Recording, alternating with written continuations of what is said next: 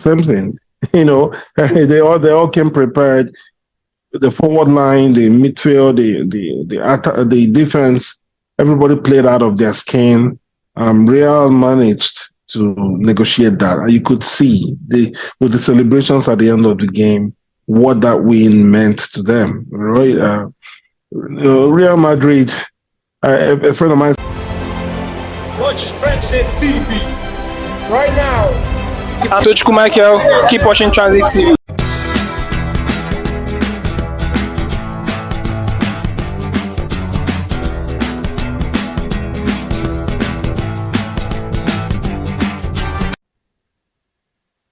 Transit TV back again. Just concluded the round of 16 fixtures on to the quarterfinal of Champions League this season. And you know what? I was watching these games. Today I was telling myself, it looks like this new format finally came good, because at this stage of the competition, most times you don't get this quality of games in Champions League, because it's mostly people that top their group and maybe someone that just managed to sneak in. It's usually maybe after the first leg, you pretty much know who's going to qualify. But with this format, a lot of big teams struggle to go through into the group stages, play like qualifier and come to round of 16. And we have some very, very massively and immensely interesting games that I've watched in the last 2 days and last week as well. So we're here to, just have a little bit of recap of this round, then look at the games coming up in the quarterfinals. Interesting and tasty fixtures, from what we have seen so far. We're going to see in April as we go into quarterfinals. Yeah, with me today again, my brother from another mother. We are here again to do what we like to do about this beautiful game of football. Ubumi, welcome to the show.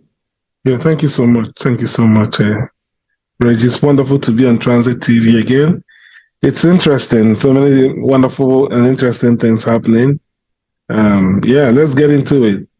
Yeah, quickly, let me ask you, though we're still going to go into a couple of games in depth as we go on the show, but, just on the periphery, which games, really stood out for you in this round that we just concluded? I would say Liverpool against Saint-Germain and the Madrid derby. Both were amazing. I also thought Bayern Munich against Bayer Leverkusen was quite interesting, and I would add Dortmund playing against Leo to that list as well. Yeah, for me, obviously, Real Madrid, Atletico Madrid were good. PSG, Liverpool. But another interesting game that I watched was Barcelona against Benfica. That game was tight. It was the first, even the second leg. Barcelona won, yes, but it was never an easy cruise for them throughout the 180 minutes that they played. Yeah, we really, like I said in the beginning, we really had some very interesting and tasty games that we watched at this stage of the competition. Usually, it's when you get to quarterfinal, you start to see, big games, big teams go head to head with each other. But with this format, even on the qualifying to round of 16 games, you saw Real Madrid facing Man City. PSG play qualifier as well. So they've really been served some very tasty games in the Champions League this season. Eventually, the fans probably are the ones to benefit from this new format. And hopefully next season, people will take it more seriously. So yeah, let me ask you again, you mentioned Liverpool there. How do you rate the performance in that fixture? Were you, did they impress you, or do you think, how did you see that game? Just give a little bit of in-depth. I would say Liverpool probably got a tad bit carried away with the success they've had in the season. It's been a combination of success, good luck, and things just falling your way. They've had a solution to every obstacle and problem that they've faced so far, including having the Mo Salah in the form of his life, scoring at will, assisting at will, and they felt that in any case, if it gets really bad, Salah It will bail bail him us out. out. Yeah. Yeah. So they didn't see PSG coming. PSG were well drilled, well prepared, well motivated, and they had that genius of a player called Dembele, who his genius is finally, hitting his potential. I think that guy, once that clock is switched on, he is pretty much unplayable. Yeah, So you're a massive fan of his. I know. I yeah, love him too. I remember one time he was almost going to come to Arsenal. I was praying yeah, that yeah, Arsenal would take him. he's incredible. Just so, yeah, that's what happened to Liverpool. They and then also the Champions League is such a unique competition that experience always plays a strong part. I think that maybe they not having gone through that learning curve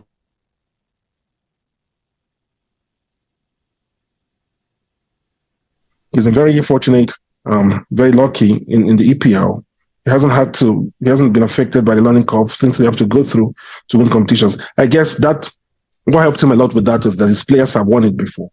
Quite a few of them have won it before. This time against seasoned operators in the Champions League, it wasn't quite as easy. Yeah, for me, from my own perspective, one of the major things I think was Liverpool's undoing was that so far this is like you mentioned, they've been at working teams in terms of regardless of the law, regardless of teams following their place, but they are a hard working team, and it bears them out so many times this season. But they now met a team who, as well as being technically good, we are ready for the work as well. We're ready for the dirty side of things.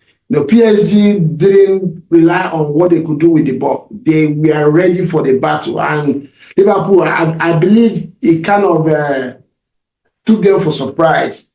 Once they survived France, they felt like, okay, once they come to Anfield, with the atmosphere and everything, will roll them over. Then PSG goes to Anfield with even more arsenal than they had at home.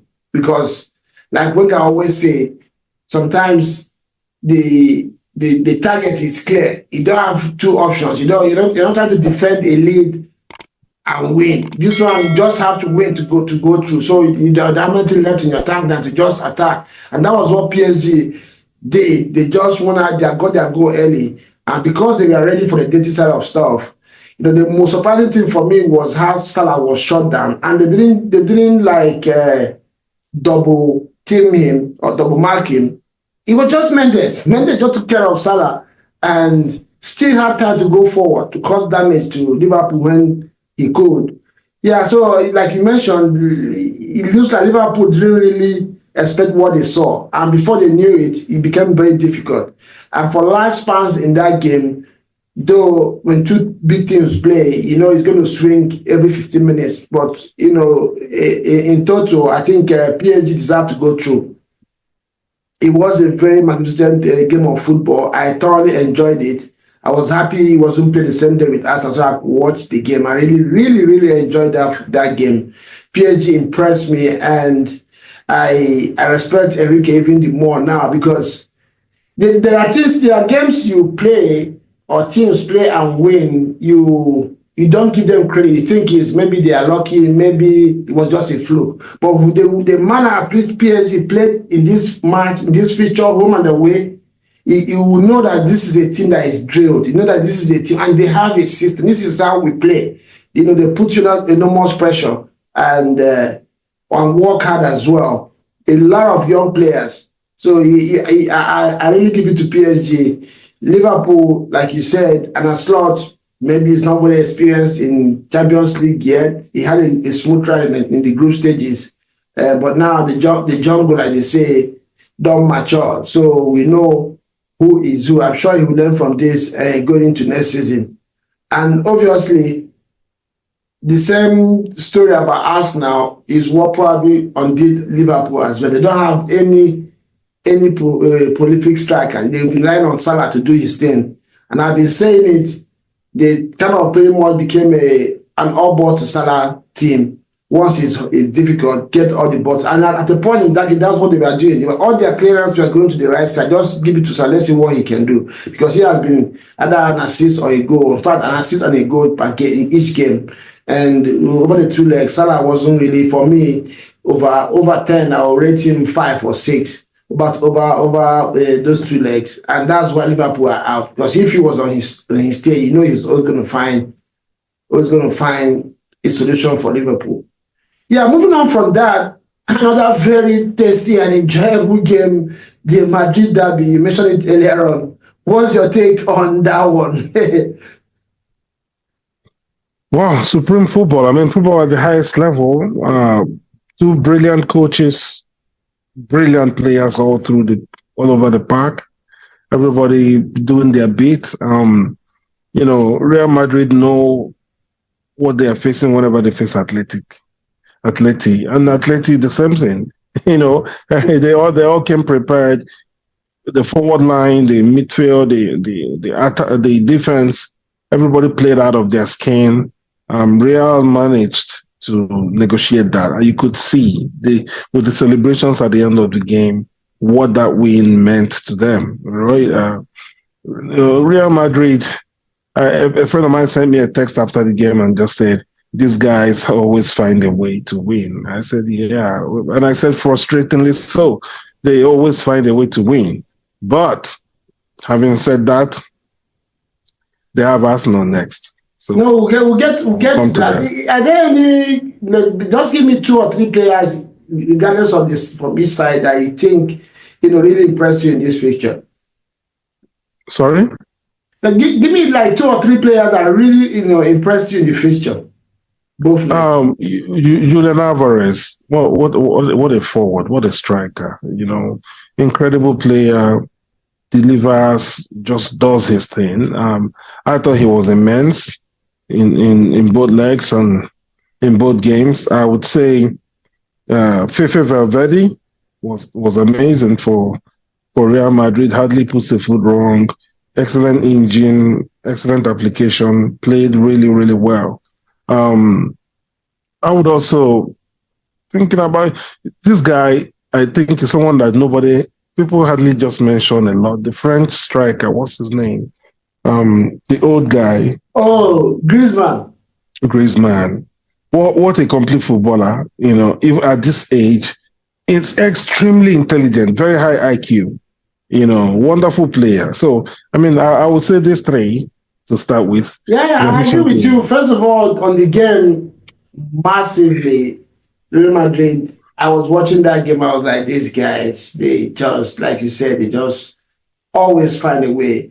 Coutinho had one of the games of his life, made a lot of saves, because the amount of strikes that Atletico Madrid were putting on that post today, I refused to cave in until, apart from the one that they conceded. Yeah, it was a very, very interesting game of football. Both teams were up for it. And that's all you, as a fan, all you want from your team. You're not going to win every game. But each time you step on the pitch, give your best. Make us proud. Give us hope. Just do whatever it takes. You could see that both teams were not ready to accept anything other than going to the next stage from the game. And that's what makes it enjoyable for we fans to watch. Technically or not, tactically, it was at the highest level, and both coaches, like you mentioned, kept looking for different solutions to get going past each other. And the interesting thing was that with all that, fun that we as fans were enjoying, there were no goals. You can imagine, you hardly enjoy games that there are no goals. You're just 1 goal, and yet it was enjoyable to watch. That tells you the quality, and the style of at which the game was played. Talking about players that really impressed me, I think you took the words from my mouth. And it's not just what he does with the football, what he does for the team. He's level. He's level-headed. Concentration is 100% on the job. Gets it done quietly, without drama, no issues. Walks out respectfully, respects opponent, respects officials, respects himself and respects his teammates. Never loses his head, just like Rodrigo. Alvarez. I was just asking myself, how did Manchester City let this guy go? I don't think there's any striker of football in Europe better than that guy. Like, does he have like a mentor on his feet? When he strikes the ball moves. At that young age, the guy, he really, really, really impressed me today. And you mentioned Griezmann, of course, but one player that I watched over both legs that really impressed me as well was Camavinga. The kind of work, the discipline to help his team in difficult situations, the amount of last-ditch tackles that young man put in over both legs. I've always loved him, but man, in this fixture, nah. And don't forget, he's been helping out, defensively because of what Madrid has been going through this season. Those are the players that really, obviously, out of the 25 or 30 that played in that fixture, almost all of them did good. But these 3 or 4, at the top of my head, are the ones I can remember